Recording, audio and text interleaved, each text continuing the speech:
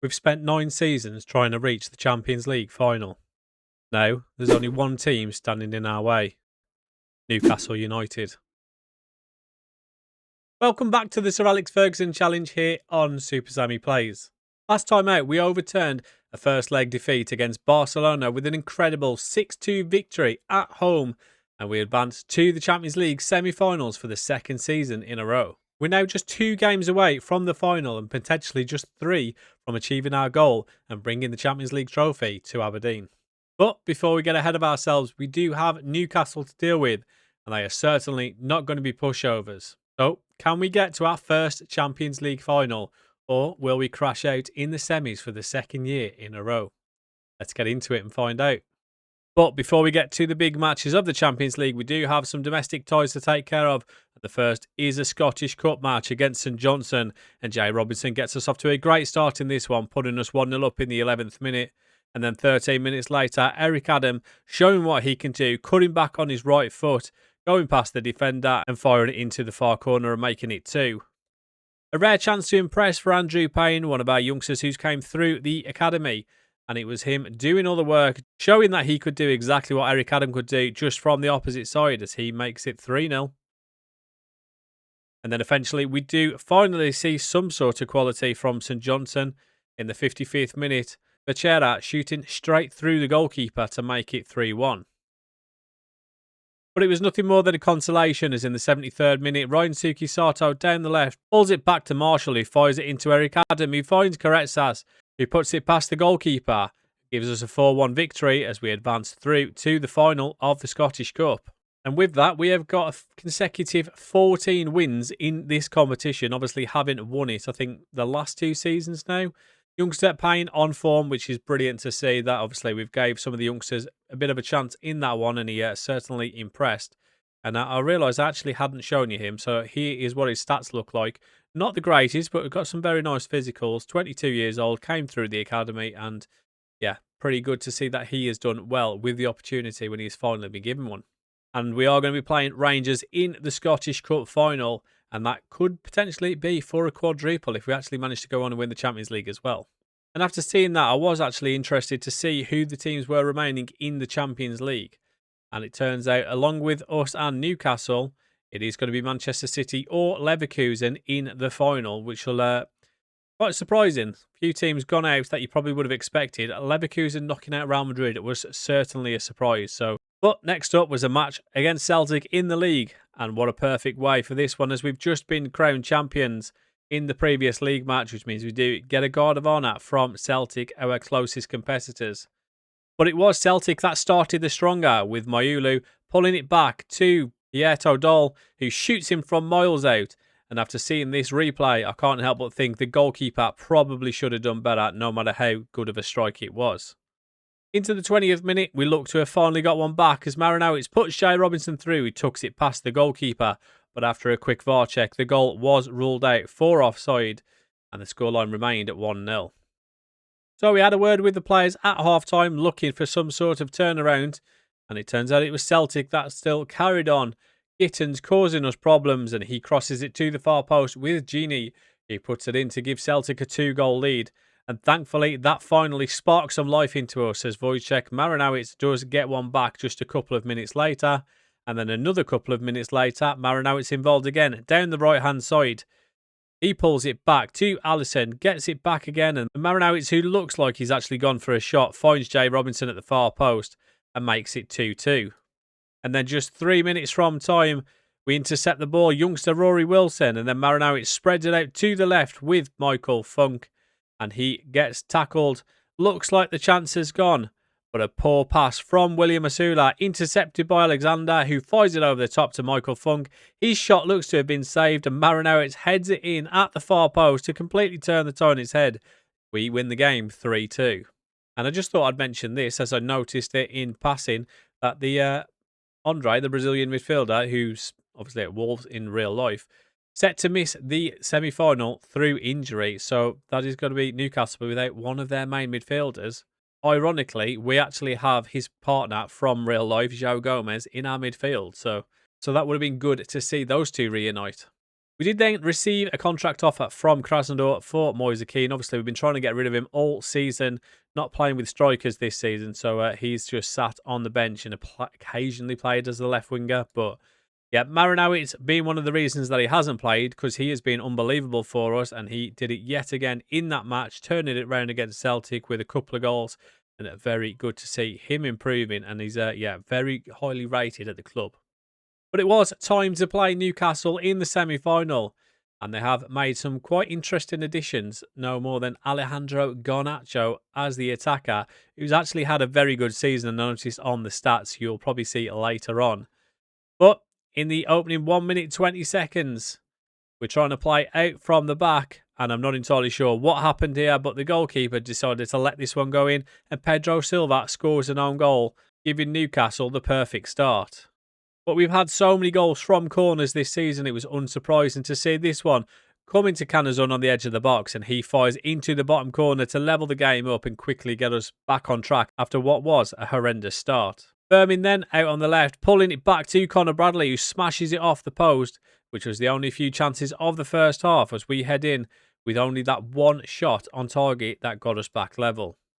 So second half, a chance for Profundi from this free kick, but he fires over. And then in the 59th minute, Maxence Lacroix finds Louis Smiley. And then eventually, Alejandro Garnacho turning our centre-back and going straight through and scoring, putting Newcastle 2-1 up. And this is certainly not what we needed. Already picked up a knock with Alisson, and Profundi is the reason that the game has stopped, as he has picked up an injury as well. So we do go ahead and make 5 substitutions, which I probably clearly wasn't paying enough attention looking at the sharpness of these players. But yeah, we do go ahead, make the 5 changes, and hope they can get us back into the game with only 10 minutes remaining on the clock. But then disaster struck again for the second time. After we'd already lost Funk to injury, the man we brought on to replace him, Jay Robinson, has also picked up an injury and cannot continue. So we do swap Carretzas out to the left, removing the middle man, meaning we'll play the remaining 10 minutes with just 10 men. But with 10 men or not, we still get a great chance to get back level after Profundi puts Marinowitz through 1-on-1. But a big save by Trubin to keep the scoreline intact and send Newcastle into the second leg with a 2-1 victory. And it is horrendous news for Jay Robinson. Only being on the pitch for 5 minutes in that one, he has torn his ACL and is going to be out for 5 to 8 months. Which is obviously horrific. It does mean he's going to miss the rest of the season and miss the second leg and potentially even the final. So very disappointing. We have also lost Alisson for 2 to 3 weeks. And Michael Funk, the man who actually went off injured in the first place, has a bruised knee. So, I mean, I'm not saying that it's his fault, but if he'd have just stayed on with his bruised knee, we might not have had this situation with Jay Robinson. But, I'm not pointing fingers. And then this is a pretty awkward time to get an illness, but Shahaj has got food poisoning for it, so he's out for 2 to 3 days, but should be back for the second leg. And we do also get Ansu Fati back from his injury, so he will also be available. But before we have that second leg, we do play Dundee in the league. And a corner coming in the 51st minute after a very quiet first half. Semi getting it back from Profundi, giving it back to Profundi, and Profundi scores in the back of the net. And what a goal that was from Profundi. And then into the 63rd minute, Marinowitz down the right-hand side, finding Andrew Payne. Marinowitz's shot deflecting to Sato, who puts it into the back of the net. But unfortunately, it was checked by VAR and ruled out as he was in an offside position when the shot was taken. And then you know what happens? Kai Bisland goes straight down the other end and levels the game up in the 91st minute. But for the second time in this game, VAR checked the goal and decided that it was offside as we managed to cling on to a 1-0 victory. And like I mentioned, he was only going to be out for 2 to 3 days, so Shahaj is going to be back for the second leg. And this is just a sign of how far we've come as a nation with the work that we've put in with Aberdeen, doing so well year on year. And they have actually got 3 Champions League spots now, 2 Europa League spots and 1 Conference League. And obviously with Aberdeen and Rangers taking part in the Champions League, we have been handed an additional Europa League spot this season. But it was time for the big one, second leg against Newcastle. Could we do what we did against Barcelona and turn it round in the second leg at home at Pittodrie? Well, the 32nd minute, Garnacho firing into the near post certainly didn't start us off great, as he makes the scoreline 1-0 and makes it 3-1 to Newcastle in the tie. And as you can see from that first half, just the one shot on target, but 8 shots compared to their 9. It has certainly not been a great start to the game.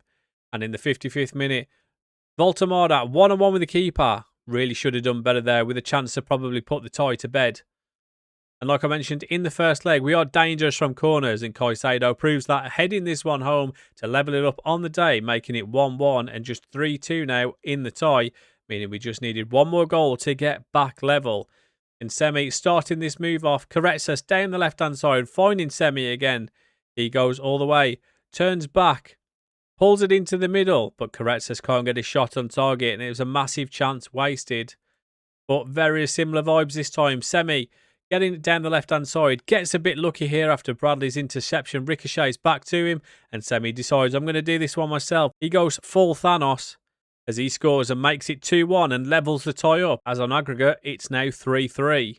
And then in the 82nd minute, Marinowitz down the right-hand side. He cuts back, balls it to Canazon, gets it back again, crosses it to the far post, and it is Semi who's there to head home to give us a 3-1 victory on the day as we advance to the final with a 4-3 aggregate win over Newcastle. And out of all the news articles you expect to see after a victory like that, getting an offer from Sporting Lisbon for Sarto was certainly not what expected, and certainly not what we need trying to unsettle our players. But we do receive nearly 13 million for that victory and playing in the Champions League semi-final. We did overturn it, and Semi certainly impressed with those 2 goals, saving our asses. And yeah, we are going to the Champions League final for the first time in this save. And of course, it is going to be Manchester City. We are playing in the final. Erling Haaland, the final boss, standing in our way whether we can achieve our goal of winning the Champions League this season. And yeah, this just felt about right, to be honest. After we knocked them out of the Champions League last season, before we got knocked out by Liverpool, they knocked us out the season before that. So it is kind of 1-1 between the two teams.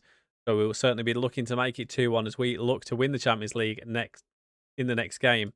And yeah, just thought I'd have a quick look at the stats. Highest average rating out of the whole Champions League is Alisson, which is very nice to see. And like I mentioned about Alejandro Garnacho, he is top of the goal scorers with 16 goals this season. And just 3 behind him is Erling Haaland. So he's still absolutely firing, even this deep into the save. And I did notice that he did miss the semi-final through injury. So that kind of got my hopes up a little bit, thinking that maybe he will miss the final. But after clicking on him and seeing that he still looks ridiculous at the age of 33 with his 20 natural fitness, he has not lost an inch, by the way. He's back from injury in 3 days, so he will be fit for the final. And just the 31 goals for him this season. So he's certainly still firing. So, just like the previous round, we lost the first leg, leaving us with all the work to do at home in the second leg. But again, just like the previous round, Pittodrie proved to be a fortress as we overturned it with a 3-1 victory. We head to our first Champions League final in this save. We're now just 90 minutes away from achieving the goal we set ourselves 9 seasons ago. But to find out whether we finally lift the Champions League trophy or whether we have to continue into a 10th season, you're going to have to tune into the next episode, as that is it for this one. And if you've enjoyed it, do me a favour, hit that thumbs up, subscribe if you haven't already, and I'll catch you guys in the next one.